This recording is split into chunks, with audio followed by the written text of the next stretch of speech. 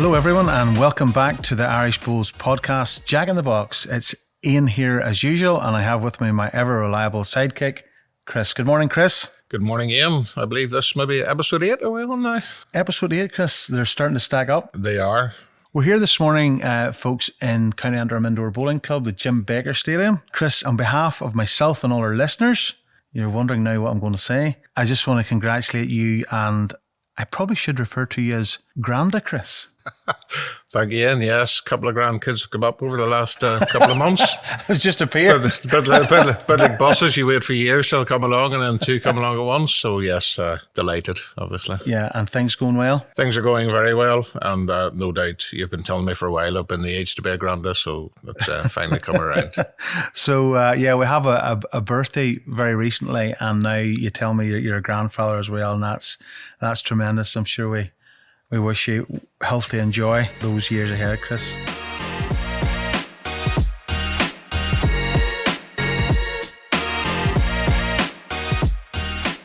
As always, folks, we're going to talk about all things Irish Bulls.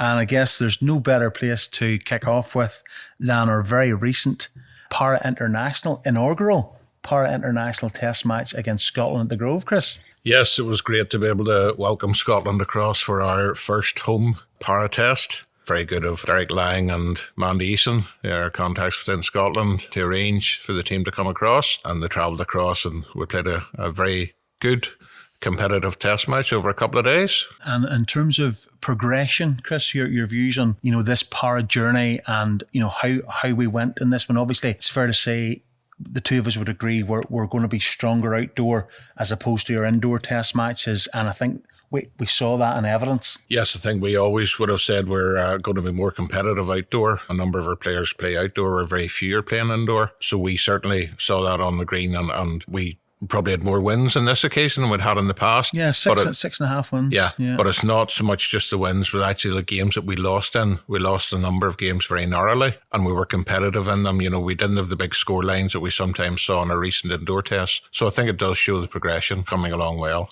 I think for listeners out there, so we had 4 sessions over a day and a half's play. So we had 3 sessions on the first day and then 1 session on the last morning, if you like, against a very, very strong Scottish side who come across and they bring some development players. But, when they talk about development players, these are players that are actually playing bowls to a pretty high standard, but they're new to their squads. Yes, they were new to sort of within the para setup. Yeah. But to give an example, one of the players that was across new to the para setup had won his club singles the previous year in Scotland. Yeah. Which is so very hard to win in Scotland. For winning any club singles in Scotland is very good. So yes, it's decent players that they're playing against. So yes, I think we both discussed afterwards, we were very, very happy with the performance our team put up. And I mean, it was a mixture of mixed triples, singles and pairs that was played during the 4 sessions. And yes, I think we proved we will be competitive. And I have to say, on the back of the performances, very much looking forward to the British Isles coming up in Leamington Spa in June. And Chris, the Irish Bulls Federation and ourselves as 2 coaches involved in that, we made a decision. Scotland, the matches consisted of 12 players per session. So we had 8 physically disabled bowlers and 4 visually impaired bowlers on the pitch, inverted commas, at any one time. But we took a decision to use an extended squad. Yes, we obviously have a number of players classified now. A couple who were recently classified that weren't involved, but anybody who's been involved with the squad for, any length of time, we took the opportunity to give them a chance to play. And that's not to say that they weren't good enough. We just decided, to utilise everybody and give them a chance whenever we had a home test, because obviously cost dictates a lot of times how many you can take across when you go away to other places. Yeah, everything comes down to cost, doesn't it? Really? Unfortunately, it has to have a bearing. Chris, we had a number of highlights that we've talked about. What was your takeaway in terms of highlights from that event? I'm going to say a couple of things. Paul Smith, who has, I think, possibly 49 caps for Ireland in his earlier playing career, has had a new lease of life probably since we started the para and won his first 2 games on the Monday. Did indeed. The other couple of highlights, and obviously we've always said that our visually impaired bowlers are coming from a low base, and that's just because they haven't been playing competitive bowls. You and me are very glad to see that some of them are now getting integrated into clubs, and that should help them. But we managed to draw in the one of the visually impaired bowls pairs games, and then managed to win in the visually impaired singles. Yeah, so Mark Glass. Yeah. So probably coming away from that, that's probably the highlights, that we're actually now seeing that our players are competitive on the visually impaired side as well as the physically disabled side. Yeah, I mean, Mark Glass won that singles game 21-5, and just a shout out to Linda Walsh and Michael Reid who drew that other game. And then some of the other VI performances, Liz Thompson and Peter Cullenhan really were very, very close to winning their match as well. Yes, they were on the last morning. They were level playing the last end and just couldn't manage the shot. But I shout out, obviously, we had a couple of others played. Billy played in the triples and played well, and then with Joe and Lisa played in the singles or in the triples as well. So yeah, we are seeing a progression there. Yeah, and it's fantastic to see.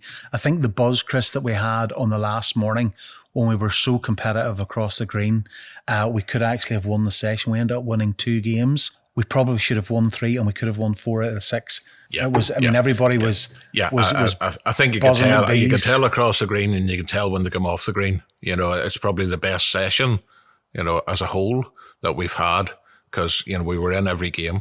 Yeah, another highlight for me was obviously the revenge mission of Glenn Kaufman and Brian Smith, and they were playing in the show rink. Danny Porter and Gary Brown, and that went right down to the last bowl. And I have to make a big shout out here to Danny with these colourful bowls, and he played the winning bowl in the last end, which wasn't moved. So Danny wasn't only playing in this event, he was commentating as well. So I jokingly referred to him as Danny Corkhill, and he seemed to embrace that quite well in the commentary booth, Chris. Yes, and I didn't hear the commentary, but I believe he did quite well. He does like to talk, Danny, so he should have been all right in that role. Absolutely. Again, we have another couple other shout outs. Chris McComb, Alan McComb's son, made his debut for us as well. Yes, and played very well and had a victory in his first game. That was good. And another shout out to our captain for the test, which is Keith Tinney, who I thought did a superb job. He's obviously very proud to be wearing the Ireland jersey and very proud to be captain of the team. And one final sort of highlight for me was that the last pairs game with Conor McCann and Brian Smith playing Mark Fleming and Stuart Stevens. Fantastic game of bowls. Very high standard. Very high standard game of bowls. And again, a game that went down to just the all square last end. Very much. And we managed to just get on the right side of it. We got it this time on the right side of it. So the Rooster's still alive and well, and the big one, as we call him, Conor, is coming on leaps and bounds. Just a big shout out to Sport NI and Belfast City Council, and of course Bowls Scotland, for all their hard work to bring this event together. We had the weather, Chris. We had streaming. We had Trevor Robinson photography there. We had volunteers. We actually had a few supporters there as well. Yes, it was nice to see on the Monday. There were quite a few supporters, quite a lot of people came along to see how it was going. And I've had very positive comments back from a few people, in relation to it, saying how good, and how, the standard of bowls was probably better than they expected. I have to say I was glad to be on the bank watching myself. I mean, some of the games were great. Yeah, there's loose bowls, but it's outdoor bowling in the first week of May, the second week of May, and there's going to be loose bowls. So yeah, look, a great inaugural event for us and for Irish bowls and Irish power bowls. Chris, move on. We had our Tri Bowls open weekend, which is Northern Ireland focused. I know there's some clubs holding it pretty soon, but the majority of our clubs were holding it just a few weeks ago. Yes, once again, got a very good weekend for it. Only had some tidbits of sort of feedback so far, and it seems to have been positive, in a few clubs. Now, obviously, you're going to hear about the good ones initially, but looking forward to get the feedback from all the clubs and being able to do a bit of analysis on that, and hopefully it's gone as well as it has last year. If the feedback that's come in so far is anything to go by, then it's certainly been successful. Yeah, I mean, obviously, the Irish Bowls Federation put together a programme of support with Lucy Smith in terms of marketing and social media and how to approach that, all that type of good stuff. Again, as you say, Chris, initial feedback is pretty positive. Obviously, the follow-up is key in terms of, trying to get those punters back in through the gate. Yeah, well, I know somebody was talking to me just there at the power test that they had quite a number in, and they have 13 people who have shown an interest, so they're going to get them back down to the green. So that is the key to getting members into your club. Is anybody was there, make sure you follow up with them, in a short space of time, get them back to the bowling green once they've showed the interest. And this is obviously, a big part of our club development toolkit that we've promoted in our last episode of, trying to aid clubs on how to get new members in, recruitment and obviously retention, Chris, and trying to drive that forward. And we want to, enhance that toolkit and support our clubs and, focus on that sort of community hub aspect. Very much so. And I think there's now 2 webinars that have been released there, one from Adrian Thompson and Dungiven in relation to sort of how they've gone about increasing their membership, and one from Elizabeth Blair and Picky on a totally different aspect of it, and then how they've increased the numbers through coaching, where Adrian's was mainly through open days. So there's good information there available for two fantastic case studies and good news stories. I like to refer those episodes or those videos as In Conversation with Chris. It reminds me of the old Michael Parkinson shows, where you're just sitting on the sofa and you're just it's just you're just loving it. You're loving life. Well, I think if you're going to continue that, then I'm going to need a cup of tea or coffee beside me. Just I'm going to sit in the sofa. Maybe a wee bun. That would go down well. Maybe a wee bun. Chris, you were telling me you were down at Dumbarton recently for the under-18 Pathway Day. Yes, I had the first of their Pathway Days under 18 down in Dumbarton not so long ago, and Gary McElroy, who was organising it, asked me to come down. I think there was 31 in attendance, which was a very good. That's great, isn't it? Attendance. Slightly down in last year. Yeah. But again, as you know, with the underage group, there's a number have dropped off this year, not available any longer. But a good standard of bowls. I mean, I did a little bit of work with some of the ones who would be newer to outdoor bowls, but very quickly realised that they knew what they were doing. And I have to say, some of the younger ones, the delivery would put you to shame. Yeah. Get the bowl away so well. So quickly got them integrated and along with the more experienced ones. Brilliant. And they held their own. So good to see the green full of youngsters playing bowls. Brilliant. No, it's really important that, as a federation and an association that we cater for that aspect and give these guys, boys and girls, opportunities to experience bowls and get a bit of coaching and all that type of good stuff. I know, Chris, there's another one planned for Sunday the 18th of May, which is just around the corner in Ballymoney. It's good to have a follow-up as well. Yeah, again, I think the more opportunities you can give these players to come along, hopefully, like that, and it makes sense to move it around the province as well, so it's not everybody's travelling all the time. Also saw, Chris, then moving on to our high-performance setup. Recently, we've had the announcement of the podium and development squads, which is basically, I suppose, our top tier and our next one down, if you like. Yeah, we'll sort of get used to that around this time of year where they generally announce them and sometimes they run them from major championship to major championship, and obviously with changes in that, going along. So yeah, it lets everybody know where they go, where they're standing. Probably no major surprises in the names that have been involved in and all that. Yeah, I don't think there's possibly much change. Obviously, the ladies are growing and developing. There's a lot of young ladies involved there, but there's probably no shocks. I would probably have to agree with that. And out of that, Chris, obviously there'll be a number of trips, global competitions selected from that. I think that's the way it works. Yes, depending on what squad you're in. I think we've seen the first of those is the Jersey Test match. Yes, I think that just was publicised the other day. It's just come out, which is 6 fellas from our development squad. Yeah. And I think there's only 5 girls in the development squad. So Sean O'Neill from the podium squad is joining them to go across Jersey, which they've been across to for the last few years. And I think it's proved a very good test, a very good standard. I don't think they've actually won that test match. So there's a bit of a gauntlet thrown down, if you like. Yeah, Jersey put out a good squad, so look forward to seeing how they get on and see the results when they come in. Just looking at the lineup for that, I have in front of me here, and obviously there's a new addition there, and probably to that sort of elite setup in Aaron Coleman. Yes, Aaron, I think over the Peter last... Hockey as well, actually. I'm just reading down. Well, you have a couple of people, obviously, Aaron has been performing very well, both outdoor and indoor over the last few years, and Peter had a particularly good year indoor. Yeah. And obviously does all right, as in the outdoor as well. So it's good to see some new faces coming in and getting the opportunity. Yeah, I mean, there's a few old hands there. Terry Crawford, Adam Rankin, the captain himself, Aaron Tennant, and then on the ladies' side, Shauna O'Neill, Beth Whittle, Sophie McIntyre, experienced campaigners. Megan Devlin back in. I think Megan was off the scene for a little while. I think she had a second baby there, yes, so she's back in again. That was keen again and back in. So yeah, it's good to have a blend of sort of experience and some newer ones coming in. Yeah, Rachel Cochran and Leah McClure. So I know Leah and Rachel both are experienced at that level too.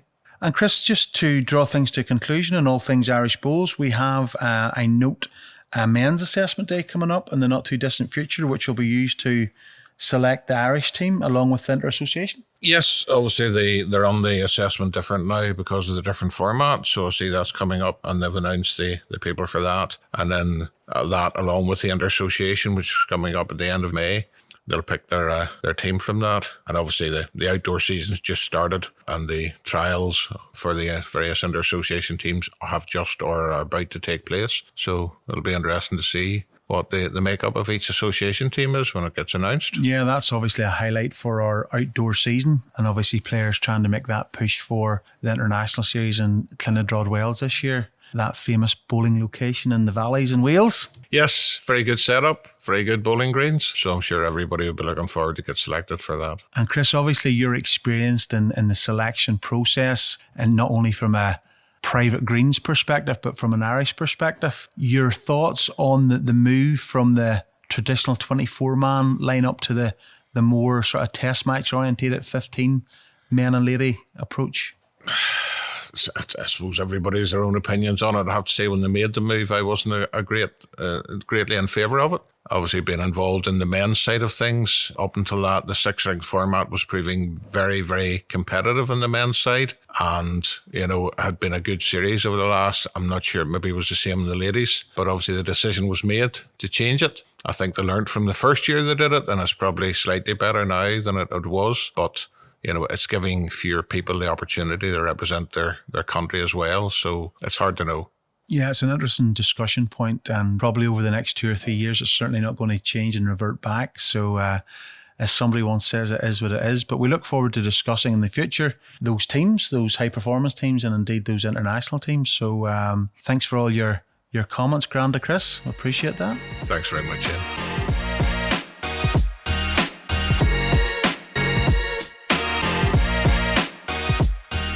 So welcome back, listeners, to our next session with Neil Booth, who you still have with us. Neil, in our last session, we covered your sort of exploits as a bowler. Very commendable they were.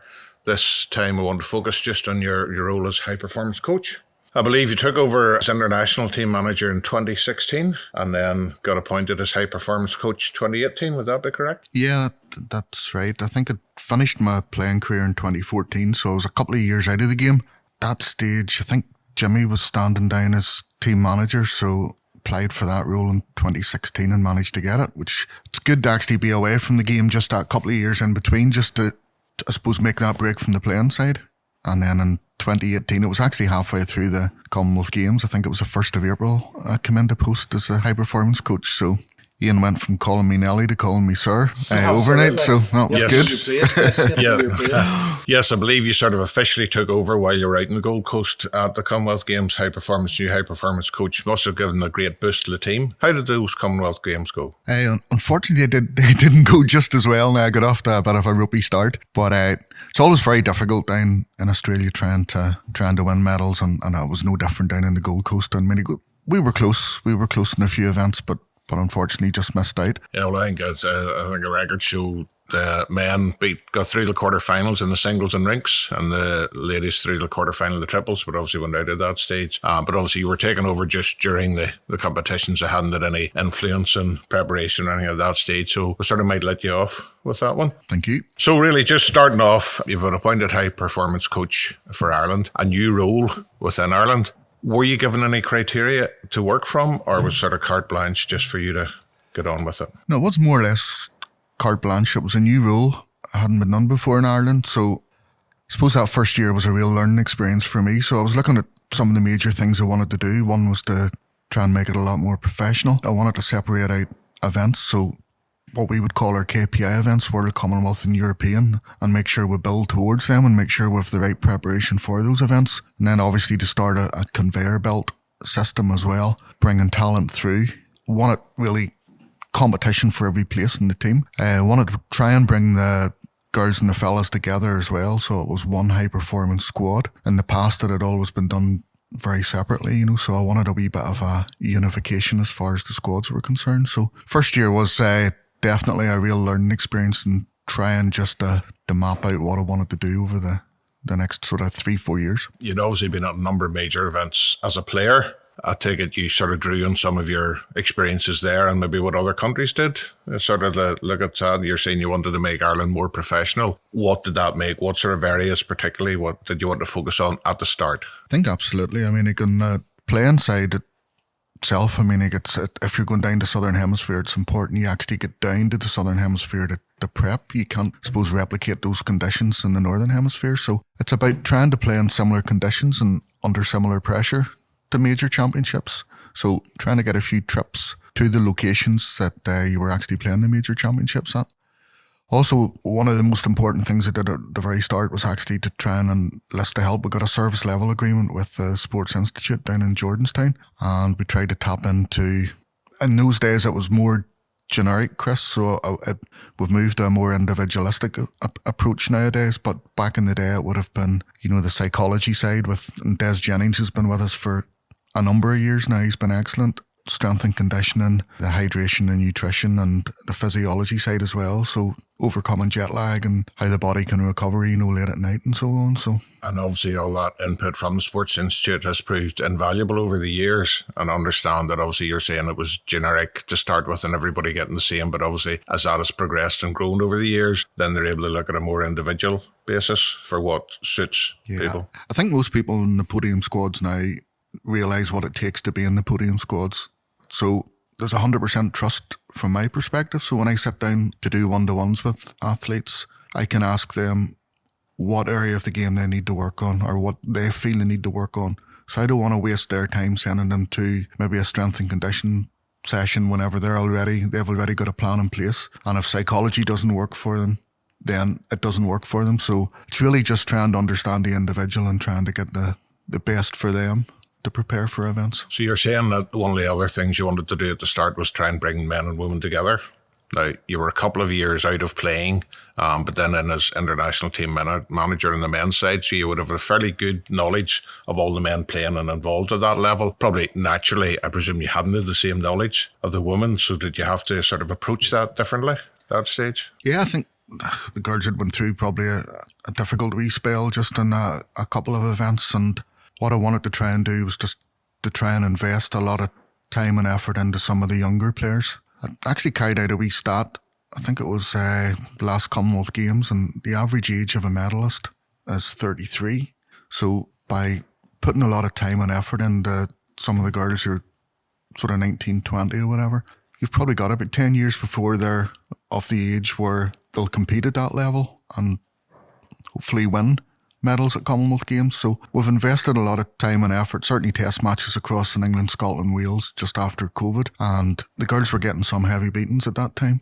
And then gradually as that year went on, they would have just been gnarly getting beaten, and then there would have been the odd win, and suddenly the experience that they're gaining, the preparation they're doing before these events, it started to really pay off, and that culminated with the three girls winning a bronze medal in the World Championships there not so long ago. Yes, and I would have thought that has to be one of your highlights in relation to the ladies' side of bowls in that. But you obviously took the view of looking at that something you don't expect results to look at, straight away. So you're taking a sort of a slightly longer term, and you have to invest some time in that to see the benefits of it. Probably wasn't a widely popular decision to go down that route, but it's something I firmly believed in, and we have an awful lot of talented young lady bowlers out there, and I have no doubt over the next 5 to 10 years that they will, if they have the right attitude and put in the work, they'll go right to the very top. Yeah, well, I think it's fair to say any decision you make, you have some people think it's good and some not. Some thinking there's, too much change too soon. But I think when you see the results that are coming out now, they can't question, what was done at the time. Obviously, there's now a number of, they're saying, you sit in for ones-to-ones and you have the various players now doing various drills, obviously looking at their own fitness. At what stage did that come in, and how did you develop that?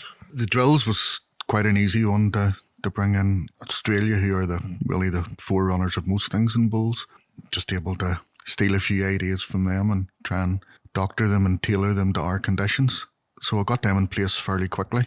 At the start it was compulsory, and now it's just been rolled out and people can use it as and when they see fit. The performance analysis we've been doing now for about 5 or 6 years, and there's been different iterations of that. And I suppose it's twofold, the information we get from that. One is to try and discover what we would deem to be a world-class performance, what would be an average performance, what would be a below-average performance. Because probably in the past, people would have come off the green and thought that either played really well or really badly, and we're actually wrong in that assumption. So it's trying to teach people what actually is a top-class performance, so they're aware of what they have to do every week in, week out to try and reach the very top. I'm going to take you back a wee bit, just the drills. You mentioned that it was brought in as compulsory at the start. Was it easy enough to get buy-in from the players? Because I'm thinking of how would Neil Booth as a player have accepted that? Back in the very early days, not a problem, maybe a wee bit harder later on. But listen, it's all about building up trust. I mean, if you're a high-performance coach and you've got a squad, that squad has to buy into your ideas. And if they don't, then there's no point. There's no point moving forward. So there's a certain amount of trust. People could tell you that they're doing drills and they're not actually doing drills, but I believe in all my players. I believe in all the athletes. And I mean, like, occasionally I will pop in and see them and make sure they are doing them. So. Well, I think at the start you were running various squad days, and people were coming along and doing the drills, and sort of get into the way of doing them, and hopefully the players could then see the benefits of that themselves, because it's not that people couldn't play bowls, but it's just trying to increase that sort of consistency. So as if they were getting a shot, a top player, 6 or 7 times out of 10, they're now getting it 7 or 8 times out of 10. And that slight increase could be the difference between standing on a podium or not, I presume, is the way you're looking at it. It's actually quite a funny story. Just popped into my head there about drills, and it was involved Barry Brown. He was in our squads a few years ago. I was allocating drills out to the players to do in their spare time, and I would have sent them back in to me. And Barry's drill was drawn to the ditch, and he got so many points for drawing within 18 inches, so many for drawing within a yard and so on. But he told me that there was a runoff in Whitehead Green at that time, and he says he couldn't stop a bull within 2 yards of the ditch, so he asked me to change his drill. But yeah, I mean, like, if you're used to doing drills and you're repeating a particular shot, and it's really just practicing the 7 or 8 shots that make up the game of bowls, if you're doing it hundreds and hundreds of times, it's going to be a lot easier then when it comes to actual playing conditions. And then it's doing it under pressure and playing conditions. Yeah, and I just think, just for our listeners, who maybe aren't as familiar with bowls, drills are just playing different shots, and obviously you have drills for particular positions within the rink, so not everybody's necessarily doing the same drills. Would that be correct? That's right, yeah. I mean, for Leeds, one of the things that we did at the very start was just to try and introduce a drill where you had to throw all your bowls either on the jack or 2 feet behind, and try and get it into that sort of area. And that actually got me thinking. Just last year, I had thought that a bowl 2 foot behind the jack is the perfect start. And I know people like Mark McPeak would be wanting to put 2 on top of the jack every end. And it got me thinking, what's the right answer here? So I've actually started to do a little bit of research now on the impact of bowls in relation to the jack after a Leeds throw-in and the outcome of ends. So that'll be ongoing over the next couple of years, just to see what actually, is the best. Yeah. I think it's like any system, your analysis system, obviously been going for a number of years. You've built up a lot of data there on various players, which is obviously good and can be fed back to them. But there's always areas you can then develop and start looking at and seeing whether it is right or not. It was fair to say that there's a wee bit of analysis built up now in other countries as well, or that'll be looked at in tournaments, and we have obviously more analysts able to look at opposition, look at rinks and that, major tournaments, which obviously is a benefit to our players when they're playing. Yeah, absolutely. I think in Commonwealth Games in Birmingham, I think we had a couple of the guys actually just looking at opposition, prior to when our guys were playing them, just to see strengths and weaknesses, what lengths they preferred and so on. So yeah, that's very important. I mean, probably top 8 countries in the world, there's probably nothing in it technically and tactically. It's that 1 or 2% you're just trying to get ahead of them. We obviously have had a number of major competitions that you've been involved in, a number of test matches. Any particular lows? We'll start with those. Or any particular lows at any stage since you've come in as a high performance coach that you can recall? I can recall one, because as a previous selector, probably halfway through the Commonwealth Games in Birmingham. Yeah, that had been a difficult start to the tournament. Hadn't went so well, but I mean, you just have to trust in your players and your athletes, and they came up trumps second half of that. But hasn't been too many lows, to be fair. I mean, I always find it very, very difficult, I suppose, in this role, whenever it comes to naming teams for the big events. you know, that can be a very difficult time. And I mean, I remember Jimmy Baker saying to me, you'll grow thick-skinned very quickly, but I'm actually quite a big softie, and it's never easy. You don't like losing people off your Christmas card list? It's never easy telling people that they haven't been selected and to put so much effort in. I would say it brings with it some difficult conversations, because no matter what, you would love to pick a lot of players, and a lot of players may well be good enough to be there, but you're limited the numbers you have. The first question sometimes is, what did I do wrong? And the answer might be, you did nothing wrong. You know, it's just that you've just missed out this time, and that's a very, very difficult part of the job. Having been a previous Irish selector and sat in a number of meetings with you, we've had some very difficult decisions and conversations, and a lot of times something could have went one way or the other, but you know, you make a decision as you have to in the end, and somebody always misses out. Any particular memorable highs? I'm not going to ask you for one particular, but just sort of mention a couple. I suppose all the medals that we win are memorable, but back in the last British Isles series in Scotland, I think, not quite sure who was last in the green. I think it might have been Ian again. Oh, no, surely not. And that was the last time it was played in that format, and we managed to win right at it was the very last bowl, and again, it was a fantastic atmosphere. Over in Northfield? Over in Northfield. Yeah. Another green invasion, I believe. That was fantastic. And on the girls' side, probably the Sophie, Shauna and Chloe winning the bronze medal in World Bowls.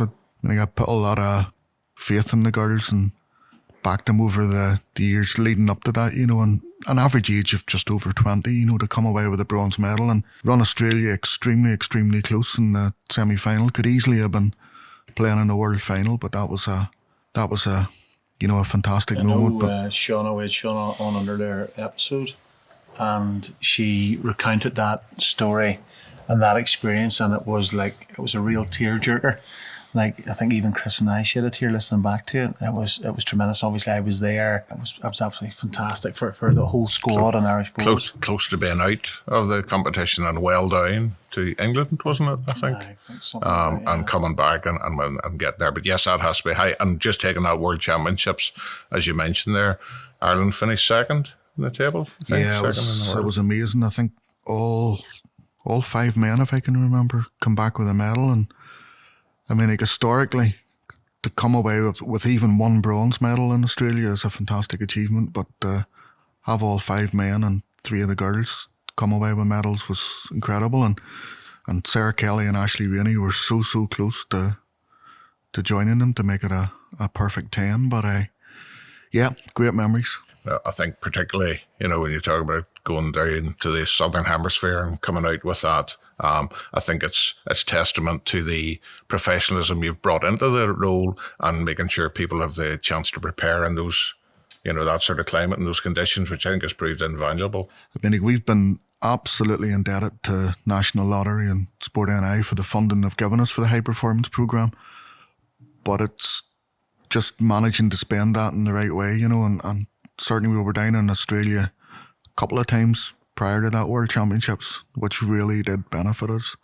I think we took down more than the World Bowls team, so there was quite a number went down, and I've got experience, so if ever they get selected again in the future, that'll stand them in good stead. Well, that's just nice that you mentioned that, because I'm just sort of going to move on. We obviously have our squads as such within Ireland, and they've been under different names over the last number of years, but it's been the same thing. We've had our people that sort of vying for the major competitions, and in our development squad, if that's what you want to call it, and they've been recently announced there again. Is it fair to say that we're possibly the envy of some other countries in the way you've set that up now?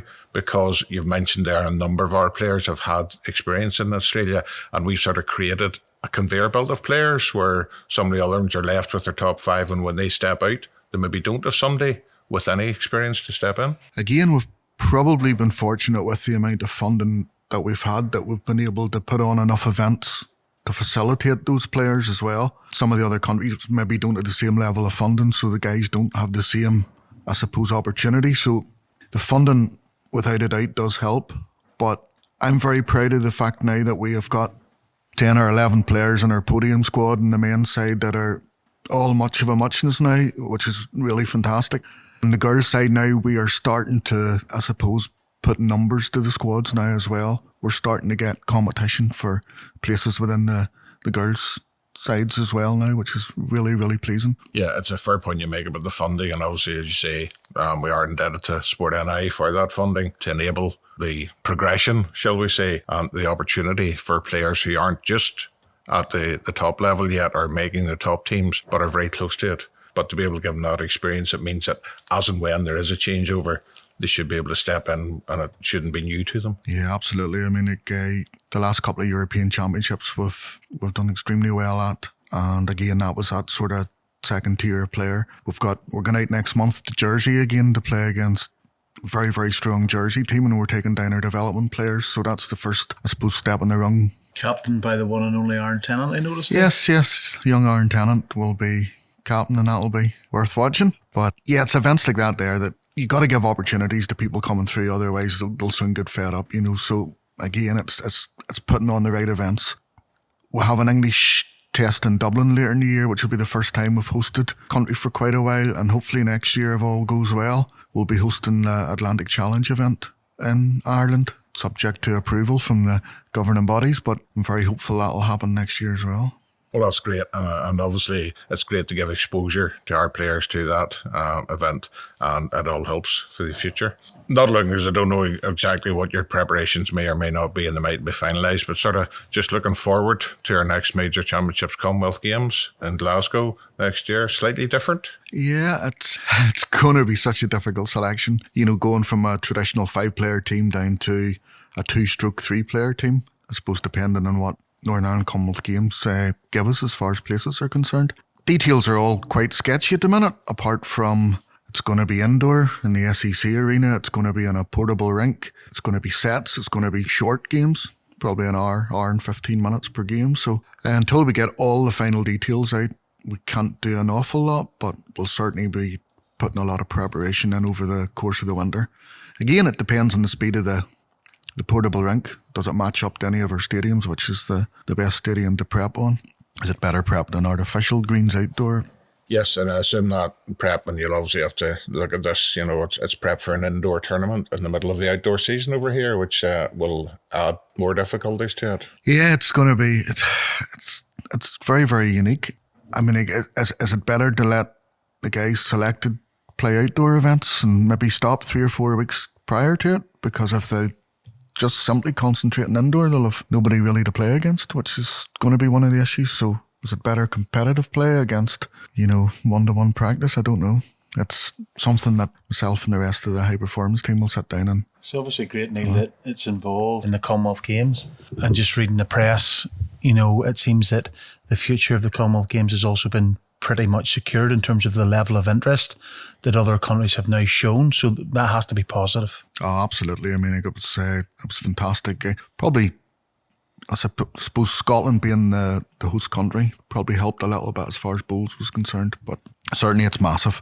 If we'd have missed out in that Commonwealth Games, I think it would have been a huge blow to the sport. And I know that World Bowls are working very, very hard towards inclusion, maybe in a future Olympic Games as well. So. And Neil, you referred there to your support team, high performance team rather. Obviously that's, over the course of the years that you've been involved, you've built that up in terms of, I know you have a few right-hand men there, to lean on and support. And women. And women, Chris. Yes, absolutely. Lead coaches, etc., etc. Maybe you just talk us through very quickly the thought process behind that. One of the things actually that Commonwealth Games are driving very much at the minute is that, we concentrate a lot on, I suppose, player development, but very little on coach development.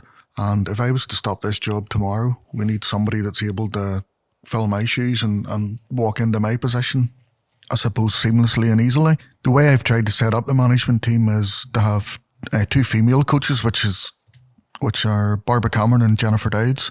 And on the men's side, we have Tommy Smith and Andy Kyle. Gary McElroy then he's a pathway manager who looks after a lot of the development stuff and JPLs and assessment days and pathway days. So it's trying to give exposure to those coaches in various events. So for instance, this year over the 6 or 8 events that we're having, each of those coaches will take a lead role in each of those events. I'll be there as high performance coach, but they will take a lead role and arrange all the team meetings and make sure everything's been done according to the plan for that particular event. And Neil, just to lighten the mood, I mean, how do you use guys as coaches in a high performance team? How do you let your hair down when you're away on these trips? You know, can you let your hair down? It's What actually, do you do? I mean, I know from a player perspective of what we do, etc., etc. But what do you guys do? I mean, there is a lot of pressure. There's probably more pressure as a coach than there would be as a player. I find, because whenever you're a player, you can control it. Whenever you're a coach, you're sitting on the sidelines. I remember that Chris was alluding to the Commonwealth Games after the first week. I know Tommy and my approach was to go to the bar and just have 4 or 5 pints with Des Jennings just to try and clear our heads. And it seemed to work. Help the thought process. Help the thought process. But no, it's difficult. I mean, that's why you need a group that can support each other too, you know. So everybody brings different attributes to that wee group. You know, Tommy's the worker, the organizer, and you know, I would be fairly optimistic when it comes to events. There's a few maybe not just as optimistic, and Strikes the balance. it's just all about striking a balance. So, yeah. Yeah, no, just curious about that point, Chris. No, Yeah. and it's a fair point, and it's good to have a team behind you to help.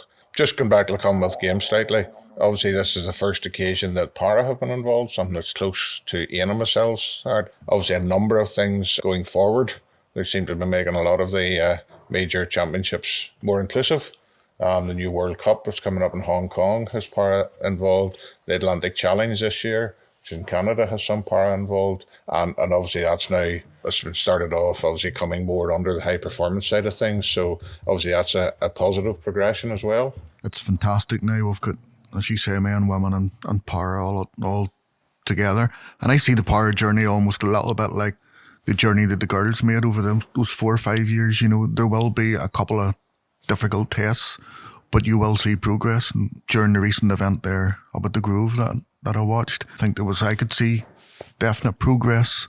So it is just try and be patient, sort of give people opportunities as you and Ian are doing now. And as with any high performance team, it's probably only going to be that top 5% who probably make it to those big events.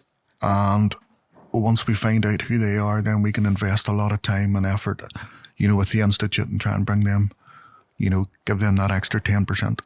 Yeah, and I think it's important. Obviously, we were involved in some of the test matches with the Para, and they're a very good, sociable, easy to manage group, and obviously getting them integrated into the mainstream then bowls. Obviously, you're taking your teams away, you're taking away your development tests, and it gives you a chance to see how people operate, not just individually, but obviously as part of a team, which is very important. Whenever you go away to any of these major championships, you want everybody pulling together, everybody knowing how everybody ticks within the team and working as a team. Mm-hmm. And obviously you're trying to create that from various... One of the things I did right at the very start whenever I became high performance coach, and this just jumped into my head there now, it's just a document called What It Takes to Win and all the different attributes. And without going into any detail in them all, physical resilience, psychological resilience, tactical excellence, technical excellence, coaching as well.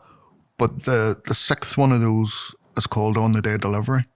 So to me, that's one of the most important ones. So you could do everything 100% right, going away to a tournament, but if you can't sleep right, if you don't prepare properly, if you eat the wrong things, all those other 5 areas that I talked about all just mean nothing. So that on-the-day delivery is just such an important thing.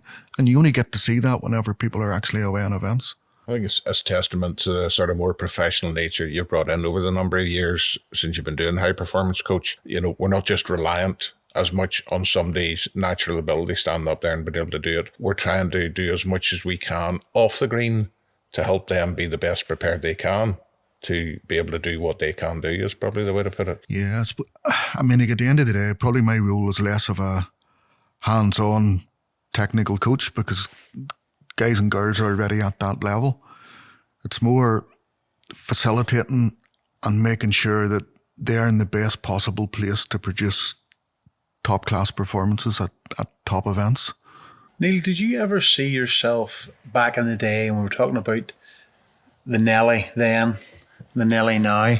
Did you ever see yourself as an Irish Bulls manager, stroke coach, stroke director? Did you see this in your crystal ball? I always talk about Chris's crystal ball, but I'm asking you about yours today. Probably the In the early days, definitely not. As my career went on a wee bit, it was something that did interest me because I thought there was an awful lot of scope for improvement. I suppose it was...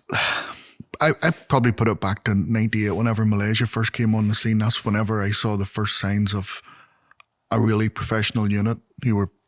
I mean, the time we went out to play them in the test match, they were bowling from 9 to 5 every day, and there was analysis getting done on them.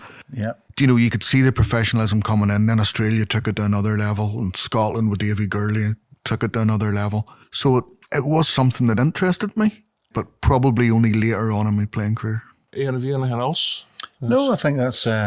Right, just while we're on crystal balls, there, Neil, and I'm not asking you not the future in relation to how long you see yourself in the role, but what do you see the future for yourself in Irish bowls over the next few years? I would like to, well, at this minute in time, I'm thoroughly enjoying the job, and I think there's still an awful lot of work to be done, but I would love in 5 to 10 years' time that we have men, women and powers all at the very top echelons of the game and pushing for medals at every event to go to.